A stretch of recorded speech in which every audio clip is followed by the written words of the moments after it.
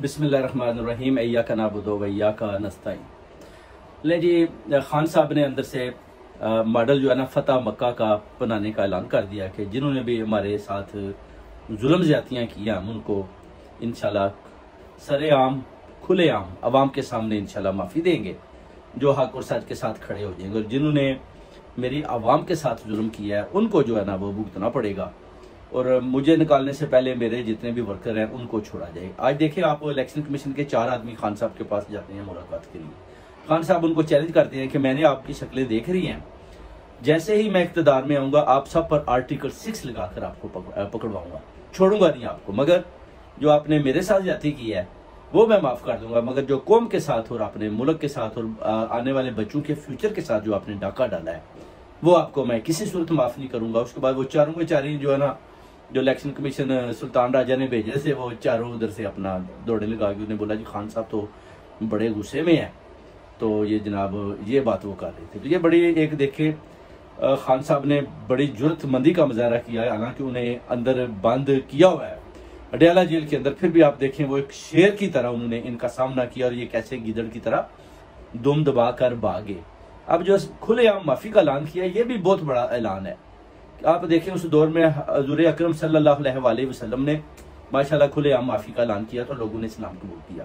खान साहब ने भी बोला कि मैं भी इंशाअल्लाह ताला जो मेरे लीडर हैं वो हजरत मोहम्मद सल्लल्लाहु अलैहि वसल्लम है और मैं उनको अपनाऊंगा और उनके नक्शे कदम पर चलते हुए इंशाल्लाह इन सबको माफ करूंगा। जो माफी के काबिल होंगे, जो माफी मांगेंगे, जो नहीं मांगेंगे उनको इंशाल्लाह ताला उनका मुकाबला करूंगा और अपनी कौम को, इस आवाम को लेकर आगे बढ़ना है। अब नवाज शरीफ को चाहिए कि वो तो हार चुका है, अब डाका ना डाले, चोरी जो उसने की है वो छोड़ दे, अपनी हार को तस्लीम करे और मुल्क को आगे बढ़ने दे। उधर देखे जो अपना लियाकत चट्टा साहब ने बोला कि अगर चीफ जस्टिस में थोड़ा सा भी मोराल है, वो समझते हैं कि मैं जनाब इस कौम के लिए कोई इंसाफ दे सकता हूं, तो वो कहता है मुझे बुलाएं, मैं चीफ जस्टिस के आगे जनाब सारे सबूत रखूंगा और वो फैसला दे दें। और मुझ पर यह ब्लेम ना लगाए मेरे पास सबूत नहीं है, मेरे घरों में छापे लगा रहे हैं, सबूत पकड़ने की कोशिश कर रहे हैं, जिसकी वजह से इनको कुछ भी मिलने वाला नहीं है। जब मैं आऊंगा कोर्ट में तो मैं सारे सबूत लेकर आऊंगा और पूरी कौम के सामने रखूंगा, क्योंकि ये सब चोर डाकू अगर मैं सबूत लाता हूँ तो ये मुझसे सबूत जबरदस्ती छीनने की भी कोशिश करेंगे। ये सारी चीजें हैं जिस पर आप देखेंगे बड़ी सोचने समझने वाली ये बातें हैं जो अपना इन्होंने किया। उधर जो अपना मरीम नवाज शरीफ हैं वो कहते हैं जी कि अपना मुंतखब वजीर आला का साथ लगा लिया, अभी बनी भी नहीं, मुंतखब वजीर आला बन चुकी हैं वो, यानी मुंतखब पहले ही उन्होंने ऐलान कर दिया कि मुझे बना दे, मुझे बना दे। बिलावल ज़रदारी भी कहता है कि मैं तो वजीर आज़म के लिए खड़ा हूँ, मगर मुझे वो कहते हैं पहले हम 3 साल चलाएंगे, 2 साल फिर आपको देंगे। वो कहता है मुझे इनकी ये स्ट्रेटजी बिल्कुल पसंद नहीं है, उसकी वजह कि हुकूमत तो 6 माह भी नहीं चलनी, और ये कैसे कहते हैं कि ये 3 साल चलाएंगे फिर 2 साल मैं चलाऊंगा। कहते हैं ये बात मेरी समझ में नहीं आती, मैं इनके जो ये मजाक कराते हैं इनको मैं डिनाई करता हूँ, मैं इनकी किसी शर्त को भी कबूल करने को तैयार नहीं हूँ। बिलावल भुट्टो ज़रदारी ने भी इनको जो है ना खरा जवाब दे दिया।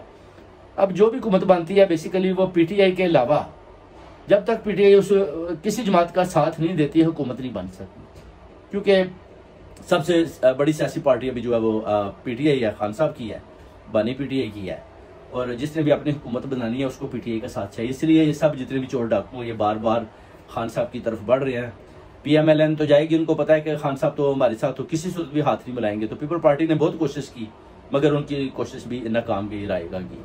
अब खान साहब खड़े हैं, उनके साथ वहदतुल मुस्लिमीन जमात खड़ी है, उसके अलावा और भी पार्टियां खड़ी हैं, फिर भी वो कहते हैं हमारा इंशाल्लाह 179 का फिगर है, कुछ कहते हैं 160 का है, कुछ 180 का है। जो उन्हें सीटें चलाई हैं वो भी वापस आएंगी। अगर 13 सीटें जो लियाकत कमिश्नर लियाकत अली चट्टा ने बताई हैं वो भी वापस आ जाती है, तो फिर आपको पता है कि ये बहुत बड़ी तादाद में इंशाल्लाह ताला जो है ना अपना 2 तिहाई की अक्सरियत से ये अपना खान साहब अपनी हुकूमत बनाएंगे, और उसके बाद फिर आप देखेंगे कि इंशाल्लाह इन सब चोरों डाकुओं का वो क्या हाल करते हैं, जिन्होंने मुल्क के साथ गद्दारियाँ की, जिन्होंने अदलिया के साथ गद्दारियाँ की, जिन्होंने अदारों के साथ गद्दारियाँ की, किसी सूरत भी उनको नहीं छोड़ेंगे। बहुत बहुत शुक्रिया आपको। तस्लीम का सलाम।